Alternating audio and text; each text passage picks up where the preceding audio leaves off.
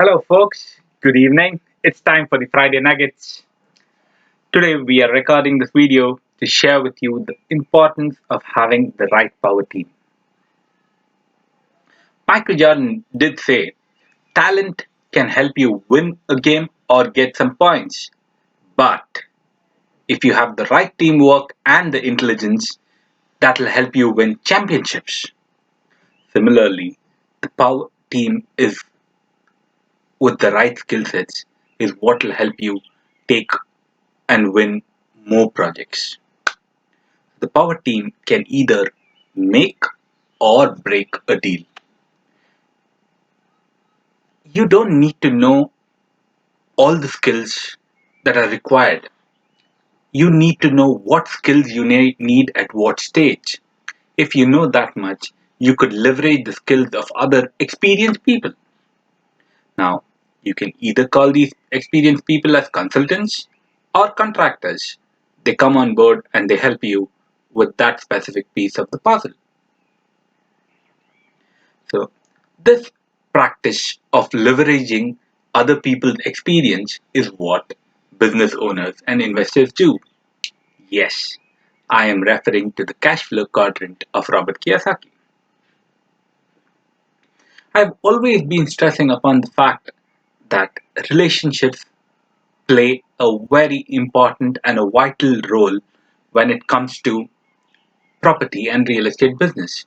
Similarly, maintaining good and long term relationships with your power team is what will help you flourish and succeed in your long term vision and goals. So, let me list out the 20 different skills that you would need to deliver a conversion or a development projects. Now, these skills can come from 20 different people, or it could come from 5 different people or agencies. So, whatever you'd call them. So, let's start by listing out what these skills are and take it from there. It all starts with you finding the right deal. Now, how are you getting these deals? Are you getting it from compliant sources or are you getting it from estate agents? So, where are you getting these deals from? Once you have the deal, are you appraising it right? Next step is how do you negotiate? You really need to have this specific soft skill of negotiating because you need to negotiate with the vendor, you need to negotiate with the other members of your power team because they are there to support you. You need to negotiate with the building work contractor, you need to negotiate while you're selling. So the negotiation is a very good soft skill to have. You could do it yourself or you could get a good negotiator or to come on board. Then you have your insurance. Insurance is something which I would not want to detail. It's best you speak to your insurance broker and get the right product you need at the right stage of the project. The next one would be finance. Now, how much of your own funds are you leveraging? How much of equity investors are you leveraging? How much of senior debt are you leveraging? So you have different modes of finance available. How much of each are you leveraging? Are you striking a perfect balance? So have a good finance broker on board who will guide you in that specific aspect. The next skill is accountancy.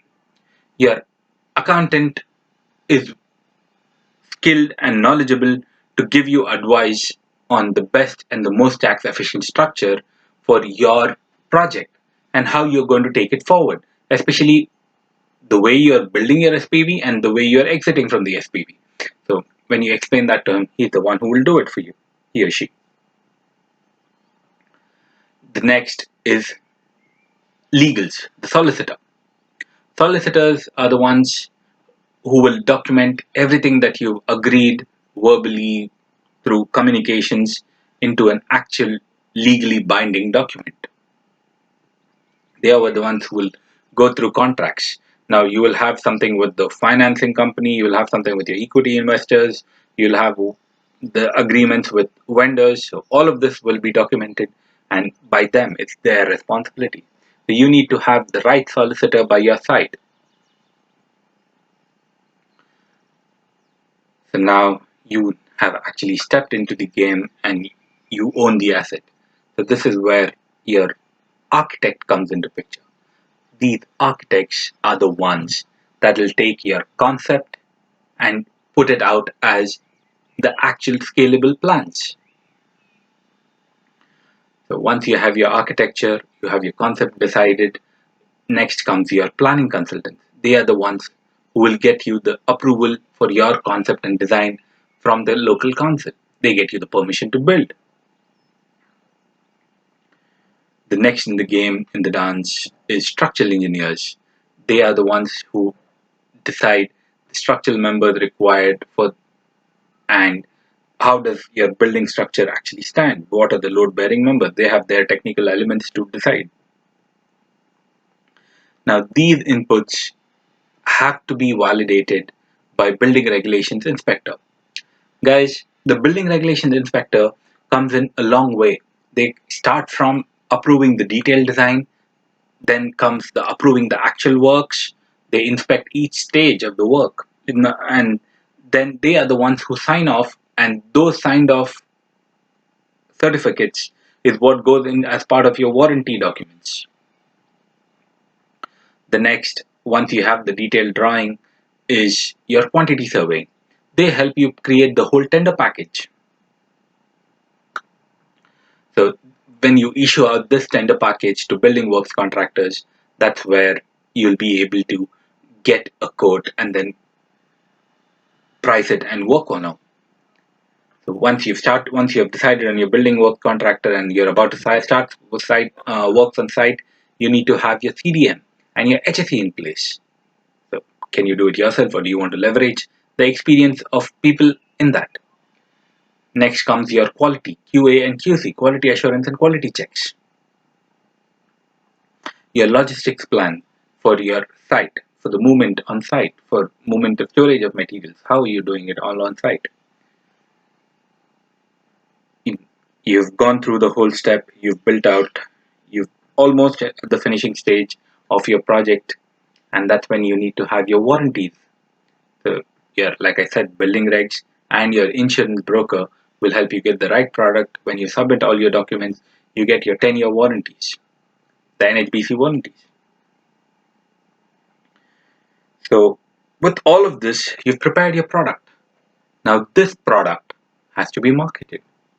Do you have the right team?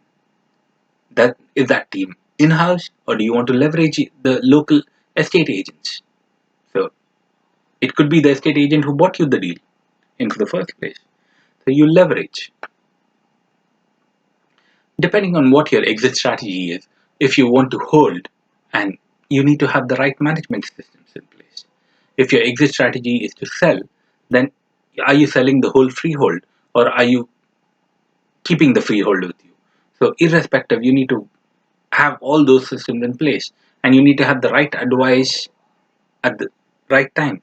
So exit strategy options, that's where another skill that you need to have. Like I said, guys, these skills can be one skill per specific person, or multiple skills by a specific person. That's totally up to you to choose as a developer.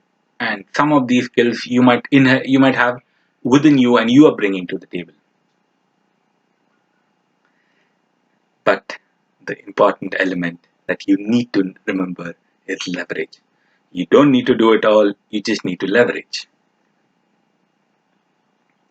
As program managers, we could help you bring in these pieces of the puzzle together and complete the whole puzzle. The best way to reach us is on WhatsApp. Feel free to get in touch. The number is 07467988489. Thank you for listening, guys. Hope you had some good value from this video. Have a great weekend. Cheers.